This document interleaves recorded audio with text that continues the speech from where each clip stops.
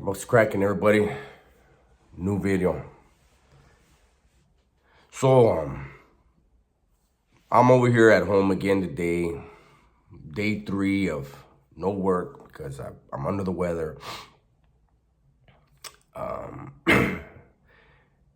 And this morning I saw, because, I always scroll through YouTube and other things. And I saw that Twitch, the dancer, Alan's DJ, had passed away, right? And I have to admit, when I saw it, I said, damn, man, that guy was fucking young, 40 years old. And I was like, damn, I wonder what happened. And then I moved on, right? And, I think we all do that when it's not somebody we know personally. Just, wow, that's fucked up. I wonder what happened. But you don't really. You just keep moving on with your life, right? And so I've been going, about my day and trying to rest and recuperate because I need to get back to work. I need to get back to the grind. And excuse me. So I had my phone charging. Wasn't paying attention to it. And then I picked it up and I saw there was a message from Denise Castillo, one of my subscribers, right? And so I was like, what's this? And I clicked on it. And then she told me what had happened to Twitch, that Twitch had committed suicide, right? Those of you that have been on my channel, been with me for a while, you guys know that I lost my mom to suicide, right? And initially when I saw it, when I read it, I was like, damn, like I kind of almost got emotional, because I know what the family, I don't know what they're going to go through because I don't know the relationship, but I know the pain that's going to be felt in their hearts forever.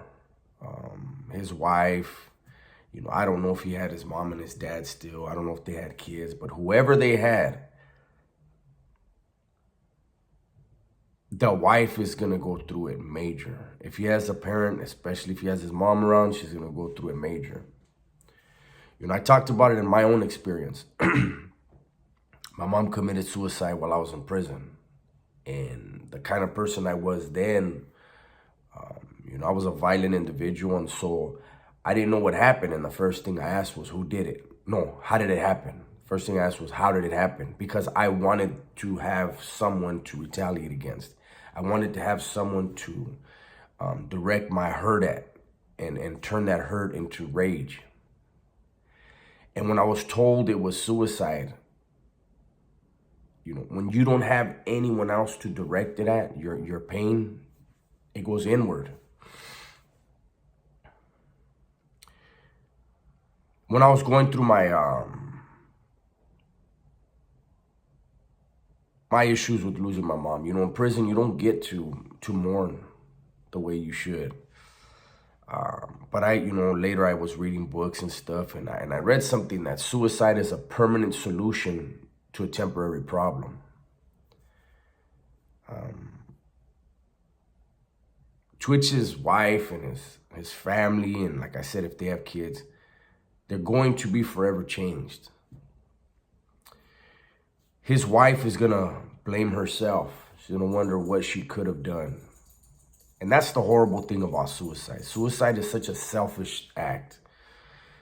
Whatever Twitch was going through, nobody does that spur of the moment.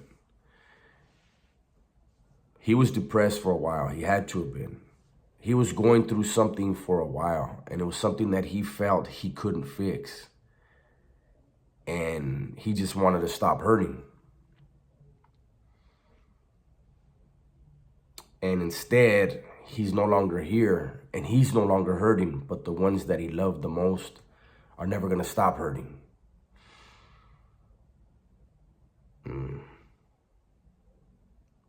I send my condolences to Twitch's family and his fans. Like I said, I understand some of the things that the family is going to go through, but I don't understand. I can't put myself in their shoes, because even though I've experienced suicide, everyone grieves based on their relationship. You know, I didn't have a good relationship with my mom, so that bothered me.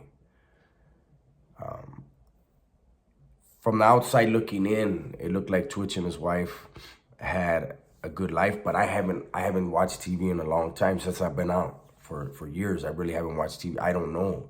Only they know what the dynamics were.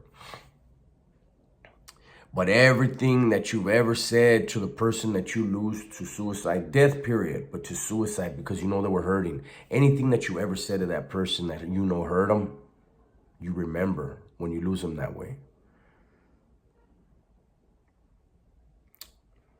It's not the wife's fault.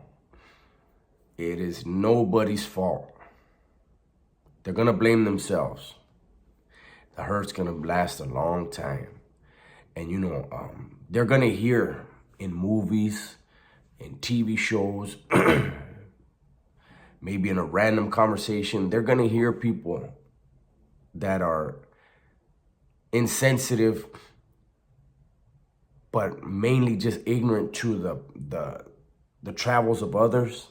You'll hear them say that same thing that a lot of people say. Only a coward commits suicide. That's not true. I wish people would remove that phrase from their vocabulary. Not even have it anywhere, because you don't know who's around you who lost someone to suicide and how they may take hearing that. No matter what, when you lose somebody to suicide, the pain never goes away. It can become lessened, but it never goes away. It's a wound that never heals because there's never an answer. Anyone out there right now that's contemplating suicide, seek help. Try to get help. I know that not all these psychs and psychologists and stuff are as caring as they should be, but don't worry about how much they care. Start building up how much you care about yourself, and that's why you seek help. Open up to the people that love you. Understand that if you decide to go that route, while the pain stops for you, it will never stop for the people you leave behind. Anyways, that's my video for the day. This is the second one of the day, I believe. I don't even know. But I felt this one was necessary. It hit close to home. And I wanted to make sure that anybody that's hurting from this or hurting period and thinking of, you know, that this is some type of option, it's not. It really isn't. Not if you love others. Think of the ones you love the most when you're hurting. Open up to them, confide in them, and seek that help out. So everybody, please be safe, be smart, and tell the ones you love that you love them, all right? I'm out.